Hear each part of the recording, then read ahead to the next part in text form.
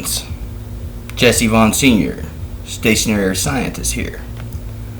I've had a two-part video that I've made, the post-mortem photograph of Billy the Kid, and I don't think people are grasping the point behind what it is I'm presenting, because nobody really understands about post-mortem photography, that it was a big thing back in the 1800s. Post-mortem photography was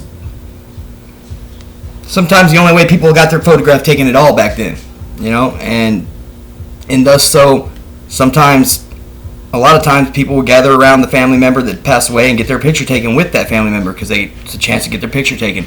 But people that had a little bit more money, they were known for standalone postmodern photography. And there's for some reason they want you to they're cool with you with the idea of knowing that there was postmodern photography, but they say that it's preposterous that there was any standalone postmodern photography, namely people standing on their own or positioned like so to stand on their own without somebody holding them up for their postmodern photography. They try to say that that's a myth, but there is a stand, there's a patent on the stand that they use. I've got some photographs here I want to show you. There's also an artist named Edward Bateman who claims stupidity with postmortem photography, because he's got a whole bunch of postmortem photography pictures that he took and added some artwork to them, like off to the side, these spiritual things, like, you know, like these guys are doing some kind of spirit cooking and their machines are bringing up ghosts and spirits. Well, that's something that Edward Bateman added to the photographs. And what he doesn't realize is that he used a bunch of post-mortem photographs of standalone post-mortem photography and didn't even realize it, didn't even know what he was using. And you can tell that these men are dead in these pictures because some of them, one eye's going this way, one eye's going that way. They're standing all funny like this. And what it is that it's a stand. And every one of these pictures, you can see the little legs of the stand, the little tips of the legs of the stand behind their feet, sticking out, protruding out. You can't miss it. That's the stand. There's a patent for the stand that they have on this thing. And like what it has these rods, like these rods that go down the sleeves of the coat jacket, and it's got these bars. And they use the hands wrap around the bars, and that's what holds them in place. All right, and they use the rigor mortis that actually helps out a lot. Anyways, I've got a few things I wanted to show y'all to go along with this, to corroborate this. Let me get into my files here real quick.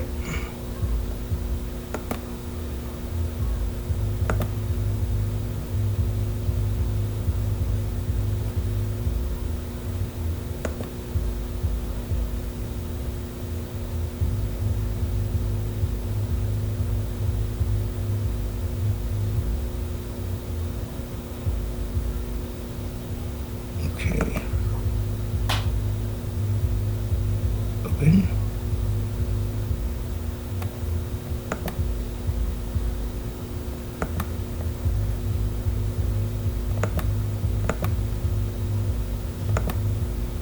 Now, here we have the stand. That's the stand right there that holds the body up. Alright, now we got some pictures. You see the stand down here. See the little legs sticking out right down here? See down here, the little legs sticking out behind them? That's the stand that holds their bodies up while they're dead.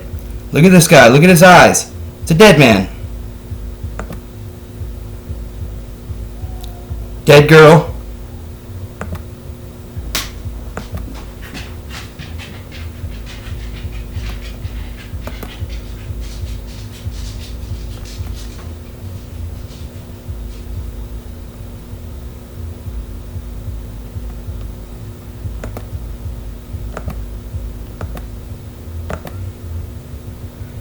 The one on the end there is dead. Far left. Okay, you see this picture here? They got this kid held up with the stand at the back of the head. See this?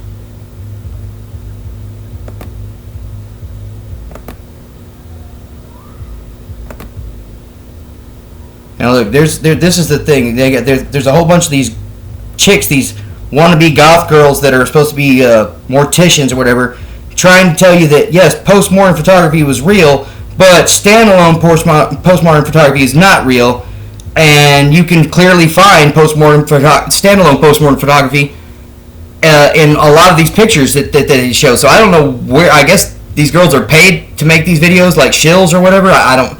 It's clearly a thing, and they're trying to tell you that it wasn't real, and that's another thing that's highly suspect. You know, I don't know. Well, I get it. I know why the deception, and I know who's behind the deception. Look at this guy right here. See the stand? The same stand that was holding that little kid up there behind his head. Now look, here you go. Here's the postmodern photography stand, the myth of standalone corpse. But you have one standing right here with the stand, right next to it where it says that it's a myth. I just think that's really funny. It's like they rub your nose in it. Here's another one, the myth of the standalone corpse. All right, you see this guy right here? Dead man. Hold on, let's see. There's another one. This guy right here, dead man. See this guy here? Dead man. Look at the little stand here behind him. Dead. This is Edward Bateman, the hack. What he does is he takes these post-mortem photographs and he adds this stuff right here to them and says this is proof of spirit cooking. But little does he realize that these are dead men in these pictures because he's a bonehead. Let's see here. Look, there's a guy from this picture here. Look, there he is right there. Bam. And then you go over here. There his ass is again in front of this bicycle. What the? This one right here. Dead. Look at the way he's standing. I've got a close-up of this one right here, and he's really creepy. His eyes are going all goggly. There was another one there. This one here, look at the stand behind him. See the little stand, the little nub sticking out behind him? Let's see. That guy right there, that one's creepy, man. He's look, you can see that his hands are swollen. The close-up, you can see his eyes, like one's going this way, one's going that way. That's one of the telltale signs. And that leads me to my original point with the Billy the Kid. The Billy the Kid photograph that everybody knows of is the only one in existence, and it's a post-mortem photograph. I imagine Pat Garrett had to pay the money to have this done in order for him to go and collect his $500 reward for killing Billy the Kid, because he tried passing two different times. He tried passing people off that were not Billy the Kid, dead bodies that he shot in the face to the medical examiner at Fort Sumner, and they would not accept it. They said that's not Billy the Kid, no matter how many times you shoot him in the face. So he really had to go and finally catch up with Billy the Kid, and he ambushed him, shot him in the back.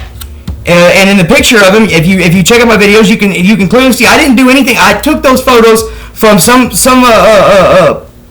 National Geographic documentary about Billy the Kid. They're digitally remastered.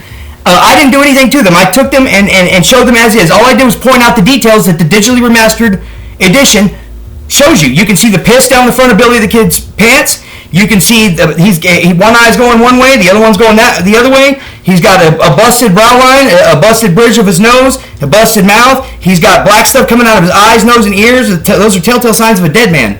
And if you look closely, his trigger finger is gone. He's propped up on his own rifle, and his trigger finger is prominently gone. It's been cut off. You imagine that trigger finger probably fetched a pretty penny, to the people that had to prepare his body. Look at this guy here. This guy's dead. You see the stand sticking out behind him? Post-mortem photograph. Another one here. See the stand behind him? Post-mortem photograph. Edward Bateman added all this stuff. He added these things right here. Definitely Freemasons too, though. You see this?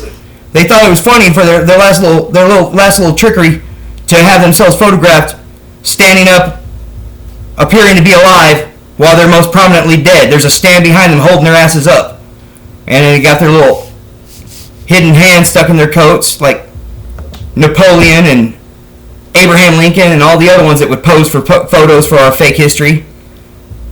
Anyways, that's what I got going on right now. I just wanted y'all to see this and know that this is a real thing, so that you know that picture of Billy the Kid is a post-mortem photograph. He's dead in that photograph. Look at it more closely. Go to my videos. Go to the first one. That's Billy the Kid post-mortem photograph, part 1 and part 2. And know that Brushy Bill Roberts is not Billy the Kid, was not Billy the Kid. Billy the Kid was shot dead by Pat Garrett in 1881. There's a whole band of parrots that hit me up in the comments saying, Billy gave the tintype of this photograph to Dan Diedrich back in 1878, so it blows holes in your theory. No, the fact that Billy died in 1881 and that picture is a picture of him dead totally blows holes in your theory that he gave that photograph to anybody. He didn't give that photograph to no one. Billy is dead in that photograph. So you guys, you need to find another job and stop being hacks, man. And for those of y'all that are really interested in the truth, look at the picture, look into postmortem photography, look into standalone postmortem photography, and if you have any discernment at all, you'll see that that's a dead man. And so that totally negates any idea that Brushy Bill Roberts was Billy the Kid and that Pat Garrett let him go. Pat Garrett was a cold-blooded killer. He shot Billy dead in the back. That was his buddy. They were supposed to be running mates. They used to roll around and rob and mob together. And he literally shot his homeboy in the back for $500.